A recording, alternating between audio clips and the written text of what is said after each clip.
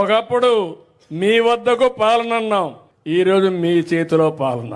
ఎక్కడికి పోవాల్సిన పని లేదు. మీకు నేటివిటీ సర్టిఫికేట్ కావాలి, మీ మెసేజ్ లో మన మిత్ర ఒకసారి అప్రోచ్ అయ్యి మీరు పెడితే మళ్ళా తిరిగి మీకు డేట్ ఆఫ్ బర్త్ ఇవ్వాలన్నా, మార్క్ షీట్ ఇవ్వాలన్నా, తిరుపతిలో దర్శనం కావాలన్నా, శ్రీశైలం దర్శనం కావాలన్నా, లేకుంటే కనకదుర్గ టెంపుల్ అర్చన చేయాలన్నా, ఆర్టీసీ బస్సులో సీట్ కావాలన్నా ఈ ఫోనే సరిపోతుంది. ఇంకెక్కడికి పోయే పని లేదు. మీ ఇంటి పక్కన ఎంఆర్ఓ ఆఫీస్ ఉంటే ఆఫీస్ పోయే పని లేదు. మీ ఎంఆర్ఓ ఆఫీస్ మీ ఇంట్లోనే ఉంది. నీ పని నీ ఫోన్ లో ఉంది. ఫోన్ ఉపయోగించుకోండి.